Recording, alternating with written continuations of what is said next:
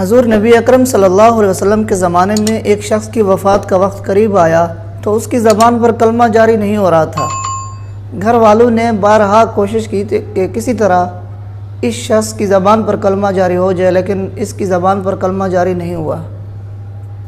یہ بات حضور اکرم صلی اللہ علیہ وسلم کے علم میں لائی گئی تو آپ صلی اللہ علیہ وسلم نے پوچھا صحابہ سے کہ اس کی والدہ زندہ ہے یا وفات پا گئی ہے؟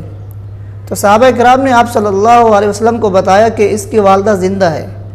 حضور نبی اکرم صلی اللہ علیہ وسلم نے صحابہ سے فرمایا کہ اس کی والدہ کو میرے پاس لایا جائے۔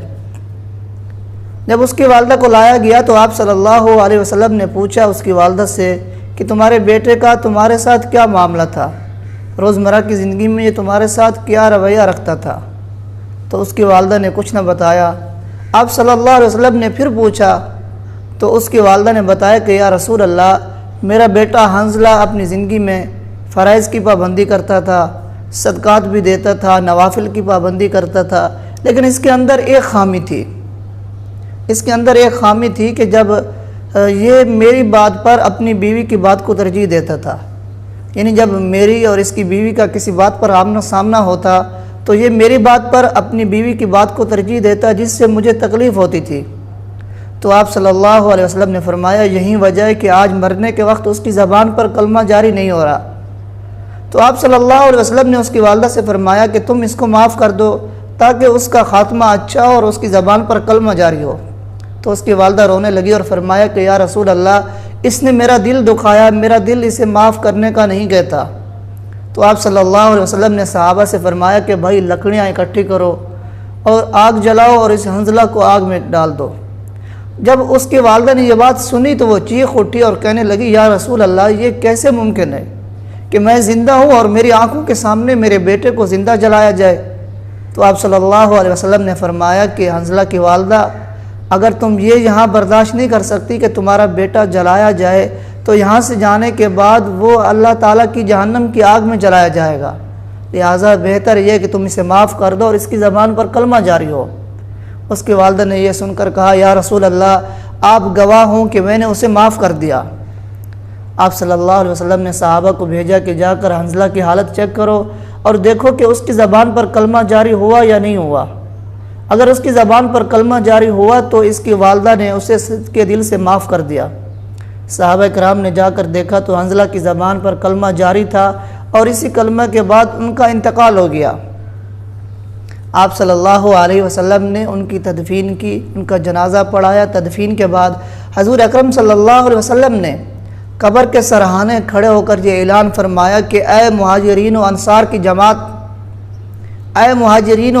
جماعت، یاد رکھنا کہ اگر تم میں سے کسی نے اپنے والدین کی نافرمانی کی تو ایسے شخص کے نہ فرض قبول ہے، نہ ایسے شخص کے نوافل قبول ہے اور نہ ایسے شخص کے صدقات قبول ہے، لہٰذا اپنے والدین کی نافرمانی مت کرنا۔ دوستو، ہمارے معاشرے میں شادی کے بعد جہاں بہت ساری ذمہ داریاں عائد ہوتی ہیں، وہاں پر ایک مسئلہ یہ ہوتا ہے کہ گھر میں ساس اور بہو کے جھگڑے شروع ہو جاتے ہیں۔ ایک بیچارہ آدمی سارا دن گھر سے باہر ہوتا ہے، محنت مزدوری کرتا ہے، تھکا ہوا جب گھر آتا ہے تو گھر میں جب اس کے جھگڑا ہو اس کی ماں اور بیوی کا تو وہ بیچارہ پریشان ہو جاتا ہے۔ اس کو گھر کے معاملات سمجھ میں نہیں آتے کہ وہ یہ معاملات کس طرح ہینڈل کرے اور ان کو کس طرح سنبھالے۔ دوستو، جہاں تک یہ بات ہمیں معلوم ہوئی کہ آدمی اپنے والدین کا دل نہ دکھائے۔ ہمارے معاشرے میں یہ ہوتا ہے کہ آدمی جب شادی کر لے تو والدین کی بات ماننا چھوڑ دیتا ہے۔ بہت سارے بد نصیب ایسے ہوتے ہیں جو والدین کو چھوڑ دیتے ہیں، علیحدہ گھروں میں چلے جاتے ہیں اور پھر پلٹ کر بھی نہیں آتے اور والدین کا حال احوال بھی نہیں پوچھتے۔ جبکہ اس واقعے سے ہمیں یہ بات معلوم ہوئی کہ اپنے والدین کا دل دکھانے والا آدمی مرنے کے وقت ہو سکتا ہے اسے کلمہ نصیب نہ ہو۔ اس سے یہ بات معلوم ہوئی کہ آدمی کو اپنے والدین کو کسی صورت میں بھی ناراض نہیں کرنا چاہیے، ہر حال میں انہیں راضی رکھنے کی کوشش کی جائے۔ اب بات یہ آ گئی کہ بیوی کس طرح راضی ہوگی، تو دیکھیں اس کے لیے ایک بات ذہن میں رکھیں کہ بیوی آپ کی ابھی نوجوان ہے، اس کے اندر برداشت کی قوت زیادہ ہے، اس کے اندر سمجھنے کی قوت زیادہ ہے۔ آپ اسے پیار بھرے انداز میں یہ بات سمجھائیں کہ میرے والدین بوڑھے ہو چکے ہیں، اسی طرح تمہارے والدین بھی بوڑھے ہو چکے ہیں۔ تو جب آدمی بوڑھا ہوتا ہے تو عمر کے اس حصے میں پہنچ جاتا ہے کہ اس کے لیے کوئی بات برداشت کرنا بہت ناممکن ہوتا ہے، بلکہ مشکل ہوتا ہے کہ وہ کسی بات کو برداشت کرے۔ ان کے مزاج میں ایک عجیب سا رویہ آ جاتا ہے، وہ کسی کی بات برداشت نہیں کر سکتے۔ تو آدمی جب بیوی کو یہ بات پیار سے سمجھا دے کہ جس طرح تم اپنے والدین کا احترام کرتی ہو، اپنے والدین کی عزت کرتی ہو، اسی طرح یہ بھی تمہارے والدین ان کی عزت کرو، تو بیوی عن قریب آدمی سمجھاتا رہے بہت جلد مان جائے گی۔ لیکن یاد رکھیں کہ جب آپ اپنے والدین کو سمجھانے کی کوشش کریں گے، اس معاملے میں آپ کو ہمیشہ شکست کا سامنا کرنا پڑے گا، کیونکہ والدین عمر کے اس حصے میں ہوتے ہیں، وہ یہ سمجھ رہے ہوتے ہیں کہ ہم نے ساری زندگی اپنے اس بیٹے کی پرورش کی، اپنے اس بیٹے کو بالکل دن رات اس کو پالا، اس کے لیے محنت مزدوری کی، تو اب جب ہم عمر کے اس حصے میں پہنچ چکے ہیں تو اب یہ ہماری خدمت کرے گا۔ لہٰذا آپ لوگ یہ کبھی غلطی مت کرنا کہ آپ اپنی بیوی کی بجائے اپنے والدین کو سمجھانے لگو۔ کسی معاملے میں اگر آپ کو محسوس ہو کہ آپ کے والدین غلطی پر ہیں تو خدا را اس معاملے کو ایک حکمت سے حل کرنے کی، بصیرت سے حل کرنے کی کوشش کریں۔ جب آپ والدین کو سمجھانے کی کوشش کریں گے تو معاملہ ہمیشہ بگڑے گا، صحیح نہیں ہوگا۔